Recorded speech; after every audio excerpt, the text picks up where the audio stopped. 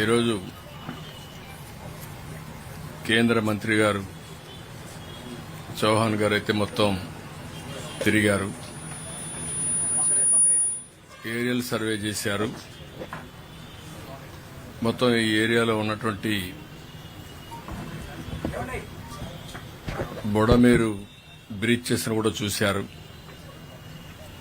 అదే మరి విజయవాడ సిటీలో కూడా కొన్ని ప్రాంతాల్లో తిరిగి చాలా వరకు వాటర్లో కూడా నడిచారు. ఇంకా కూడా వాటర్ లాగింగ్ ఉంటే అక్కడ కూడా నడిచి అన్ని కూడా వారు చూశారు. ఇక్కడ ఎగ్జిబిషన్లో కూడా మేము అన్ని కూడా వారికి ఎక్స్ప్లెయిన్ చేశాం. ఏదైతే ఈరోజు 11,90,000 క్యూసెక్స్ ఆఫ్ వాటర్కి ప్రకాశం బ్యారేజ్ 100 ఇయర్స్ మునుపు డిజైన్ చేశారు. అయితే ఈరోజు 11,43,000 క్యూసెక్స్ ఆఫ్ వాటర్ వచ్చింది. ఆ తర్వాతనే అనేక ప్రాజెక్టులు కట్టారు. పైన నాగార్ సాగర్ గాని, Pulichintala, Srisailam, జోరాల, Almatti, so many projects వచ్చాయి. ఈ రోజు ఉన్నటువంటి వాతావరణ మార్పుల్లో ఎక్కడైతే క్లౌడ్ బరస్టింగ్ కావడం, విపరీతమైన వర్షాలు పడడం, 2 రోజుల్లో 40 సెంటీమీటర్ల వర్షపాతం పడింది. ఇక్కడ 40 సెంటీమీటర్లు అంటే మనం ఊహించుకోవాల్సిన అవసరం ఉంది. అంత పెద్ద ఎత్తున పడింది. ఇదే కాకుండా పైన కృష్ణా నది పరివాహక ప్రాంతం అంతా కూడా పెద్ద ఎత్తున వర్షాలు పడ్డాయి. ఒక పక్కన ఇక్కడికి వస్తే ఇంకొక పక్కన ఏదైతే మన బుడమేడు పెద్ద ఎత్తున నీళ్లు రావడం జరిగింది. బుడమేడు కూడా మనం చూసినప్పుడు ఆల్ ఆఫ్ ఎ సడన్ 7,500 10,000కు డిజైన్ చేసినటువంటి డ్రైన్స్ అవి అక్కడ ఒక 35,000 క్యూసెక్స్ ఒకటేసారి రావడం, ఇవన్నీ కానొచ్చుంటే even Krishna Prakasam barrage overflow అయ్యేది. అలాంటి ప్రమాదం వచ్చేది. అయితే అక్కడ కూడా మనం చూసినప్పుడు ఒక పక్క చరిత్రలో ఎప్పుడూ పడని వర్షాలు పడడం, ఊహించని వర్షాలు రావడం, అదే సమయంలో మానవ తప్పిదం కూడా. 2019లో 5 వర్కులు బుడమేరు కోసం రిపేర్లు, రెక్టిఫికేషన్ శాంక్షన్ చేస్తే క్యాన్సిల్ చేసి 3 బ్రీచెస్ పడితే అవి కూడా పూడ్చకుండా చేయడం. ఒక పక్క ఇది ఒక ఫ్లాష్ ఫ్లడ్స్ ఇక్కడ రావడం, ఒక పక్కన కృష్ణానదిలో పెద్ద వర్షాలు రావడం, దానివల్ల పెద్ద డివాస్టేషన్ జరిగింది. ఇప్పటికే ఒక టెక్నికల్ టీం కూడా వచ్చారు. వాళ్ళు కూడా అనలైజ్ చేస్తున్నారు. వీలైతే ప్రకాశం బ్యారేజ్ 15 లక్షల క్యూసెక్స్ ఆఫ్ వాటర్ ని డిశ్చార్జ్ చేసే విధంగా ఇంప్రూవ్ చేయాల్సిన అవసరం ఉంది. ఇంకొక పక్కన బండ్స్ కూడా స్ట్రెంగ్తన్ చేయాల్సిన అవసరం ఉంది. అవన్నీ కూడా చాలా డీటెయిల్డ్ గా జరిగిన నష్టమంతా వారికి చెప్పాం. ఒక పక్కన ఇది చేస్తూనే విజయవాడ టౌన్ మొత్తం అతలాకుతలమైపోయే పరిస్థితి వచ్చింది. అన్ని ఇళ్లలోకి నీళ్లు వచ్చాయి. బట్టలు కూడా లేకుండా ఏవైతే కట్టు బట్టలున్నాయో ఆవిడతోనే ఉండే పరిస్థితికి వచ్చారు. ఇంకొక పక్కన వాళ్ళ ఇంట్లో ఉండే అన్ని వస్తువులు, మామూలుగా గ్యాస్ కనెక్షన్ గాని, కుక్కర్ గాని, లేకుంటే ఫ్రిడ్జ్ గాని, టీవీ ఏది మిగిలే పరిస్థితి లేదు. వాళ్లకుండే వాహనాలు కూడా ఒక స్కూటరో, కారో లేకపోతే ఇంకోటి ఉంటే అవి కూడా దెబ్బతిన్నాయి. అన్నీ ఎక్స్ప్లెయిన్ చేశాం. కేంద్రానికి రిపోర్టులు పంపిస్తున్నాం. ఈరోజు బ్రీచ్ ని క్లోజ్ చేయడానికి ఆర్మీ కూడా వస్తున్నారు. వాళ్ళు కూడా 8 గంటలకు వచ్చి మనం చేసే ఎఫర్ట్స్ కి వారి యొక్క బెస్ట్ ప్రాక్టీసెస్ గాని, బెటర్ ఎక్విప్మెంట్ తో వస్తున్నారు. ఎన్ని ప్రయత్నాలు చేయాలనో అన్ని ప్రయత్నాలు చేస్తున్నాం. आंध्र प्रदेश में विजयवाड़ा में अभूतपूर्व संकट की स्थिति है। ऐसा पहले कभी देखा नहीं गया। एक साथ 400 मिलीमीटर बारिश, और उसके कारण जल प्रलय की स्थिति उत्पन्न हुई। बुड़मेरू में कई ब्रीच हो जाने के कारण और अनपेक्षित पानी आने के कारण विजयवाड़ा में पानी भरा हुआ है। अभूतपूर्व संकट की स्थिति है। लेकिन मैं आंध्र प्रदेश के मुख्यमंत्री और देश के सम्मानीय नेता श्रीमान चंद्राबाबू नायडू गारू जी को इस बात के लिए धन्यवाद दूंगा कि वो और उनकी पूरी टीम 24/7 यहीं उनका सेक्रेटरिएट बना लिया कलेक्ट्रेट को और 24 घंटे काम कर रहे हैं। जब से ये संकट की स्थिति पैदा हुई, प्रदेश की सरकार ने सीएम साहब के नेतृत्व में दिन और रात काम किया और केंद्र ने भरपूर सहयोग किया। एनडीआरएफ की टीमें यहां काम कर रही है लगातार। एयरफोर्स के, नौसेना के हेलीकॉप्टर्स जितने मांगे गए, केंद्र सरकार ने, प्रधानमंत्री जी ने, होम मिनिस्टर साहब ने उनको भेजने का काम किया और दिन और रात राज्य सरकार के साथ मिलकर संकट की स्थिति से जनता को निकालने का प्रयास किया।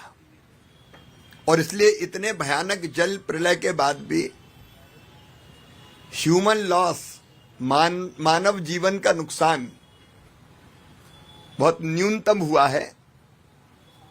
अगर सरकार इतनी दक्षता से काम नहीं करती तो यह स्थिति बहुत भयावह हो जाती। अब तत्काल जो सवाल सामने है, जैसे कि सम्मानी बाबू बता रहे थे आपको, कुछ शॉर्ट टर्म प्लानिंग करनी पड़ेगी। आज मैं विजयवाड़ा शहर में पानी में भी उतर के घूमा, हमारे स्थानीय केंद्रीय मंत्री, हमारे स्थानीय आईटी मिनिस्टर, एमएलए, एमपीज के साथ, और मुझे इस बात का संतोष है कि प्रशासन के हर एक डिपार्टमेंट के साथ यहां के हमारे जनप्रतिनिधि काम में लगे हुए हैं। एमपीज, एमएलए, मिनिस्टर्स, और अलग अलग वार्ड को एक एक जिम्मेदार आईएएस अफसर के हवाले किया गया है। मैंने लोगों से जाके चर्चा की तो तकलीफ तो है, 5 दिन हो गए पानी भरे हुए, लेकिन बावजूद इसके चाहे फूड पैकेट्स हो, दूध का, मिल्क का इंतजाम हो, पीने का पानी हो। ड्रोन से पहली बार सदा आंध्र प्रदेश में आपके लीडरशिप में यह प्रयोग हुआ है।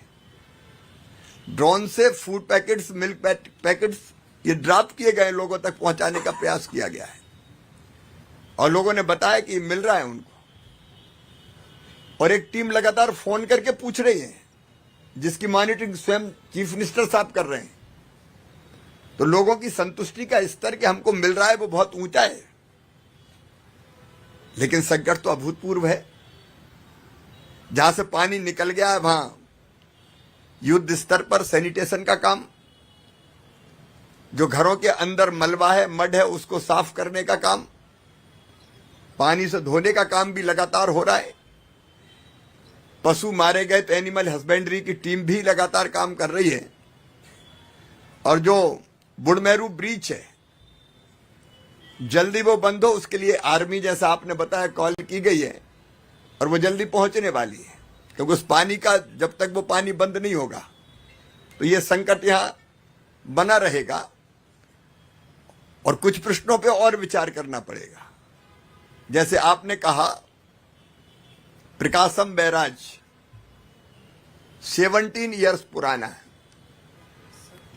70 साल, 70, लेकिन उसमें से कितना पानी डिस्चार्ज होगा उसकी सीमा पहले तय थी। लगभग 11 लाख क्यूसिक 11.9, लेकिन 12 लाख के ऊपर पानी एक साथ आ गया। मैंने टकराई हुई बोट देखी, वो तो बड़े संकट से बच गए। और इसे टेक्निकली इस डिस्चार्ज को कैसे बढ़ाया जाए, उसके लिए हमारे होम मिनिस्टर श्रीमान अमित शाह जी ने आपने मांगी, टीम भी भेजी है। तो कुछ तो ऐसी जो लॉन्ग टर्म प्लानिंग करनी होगी, जैसे प्रीवियस गवर्नमेंट के समय बड़मेरू के आसपास ही जो माइनिंग हुई, इलीगल माइनिंग हुई, उसके कारण भी नुकसान पहुंचा और उसके कारण ब्रीच, वो बड़ा कारण एक ब्रीच होने का। तो इन चीजों को भी ढंग से देखना पड़ेगा। लेकिन तत्काल जो आपकी प्राथमिकता है जनता को राहत देने की। क्रॉप डैमेज भी काफी हुआ है। अभी मैंने देखे बनाना का जो प्लांटेशन था वहां हमने देखे फूलों की यहां खेती होती है, हल्दी, सारी क्रॉप्स को भी नुकसान हुआ है। और जो प्रारंभिक अनुमान है क्रॉप्स का वो भी 1.8 लाख हेक्टर में हुआ है। लगभग 2 लाख किसान प्रभावित हुए। लेकिन क्षति के आकलन के लिए हमारे गृह मंत्री अमित शाह जी ने एनडीआरएफ की टीम भेजी है। नुकसान का आकलन प्रारंभ कर दिया गया है। मेरे साथ भी कृषि विभाग की आंध्र प्रदेश को देखने वाली ज्वाइंट सेक्रेटरी एग्रीकल्चर जो देखती है मेरे साथ ही आई है। तो क्षति के आकलन का काम पूरा करने के बाद, जैसा आदरणीय मुख्यमंत्री जी कह रहे थे, घरों में भी जो लॉस हुआ है घरेलू सामान का, दुकानों में व्यापारियों को नुकसान हुआ है, वो बड़े व्यापक पैमाने पर हुआ है। और घर रोजमर्रा की जरूरत की जो चीजें थी, टीवी, फ्रिज से लेके घरेलू सामान तक, गैस की टंकी से लेके काफी व्यापक नुकसान हुआ है।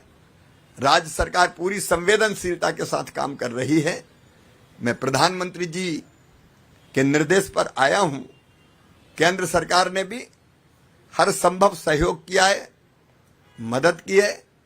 और आगे भी क्षति के आकलन के बाद, पिछली सरकार ने कई गलतियां की, जैसे फसल बीमा योजना के प्रीमियम को पिछली सरकार ने जमा ही नहीं किया, और इसलिए प्रधानमंत्री फसल बीमा योजना का लाभ किसानों को नहीं मिला।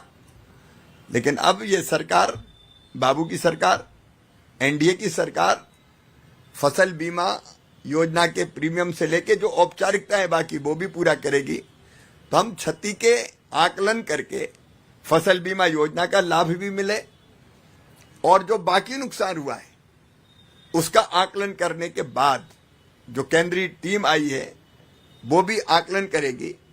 और आंध्र प्रदेश की सरकार के साथ मिलकर अभी भी हम काम कर रहे हैं और मिलकर जनता को राहत देने में कोई कसर नहीं छोड़ेंगे। क्योंकि हमारा मानना है, प्रधानमंत्री नरेंद्र मोदी जी ये मानते हैं कि जनता की सेवा ही भगवान की पूजा है। तो संकट के समय जनता की सेवा करना ये एनडीए की सरकार का धर्म है, केंद्र का भी और राज्य का भी। और इसलिए उसमें भरपूर सहयोग केंद्र सरकार आंध्र प्रदेश की सरकार को करेगी और हम मिलकर इस संकट के पार अपनी जनता को ले जाएंगे। टेक्निकल इश्यूज पर एक्सपर्ट्स की रिपोर्ट्स के बाद उस पर भी हम लोग आगे कदम उठाएंगे ताकि कोई लॉन्ग टर्म जो मेजर्स हैं, ऐसी कृष्णा नदी के कारण में जो फ्लड आता और परिस्थितियां पैदा होती है वो भी उठाए जा सकें। मैं कल सवेरे भी क्रॉप के डैमेज को एक गांव में जाके देखूंगा और किसानों से भी वन टू वन चर्चा हम करने का प्रयास करेंगे। मैं आश्वस्त करता हूं कि श्रीमान चंद्रबाबू नायडू गारू जी के नेतृत्व में प्रदेश सरकार बेहतर से बेहतर काम करेगी और केंद्र सरकार पूरा सहयोग करेगी और इस संकट के पार जनता को निकाल के ले जाएंगे। धन्यवाद।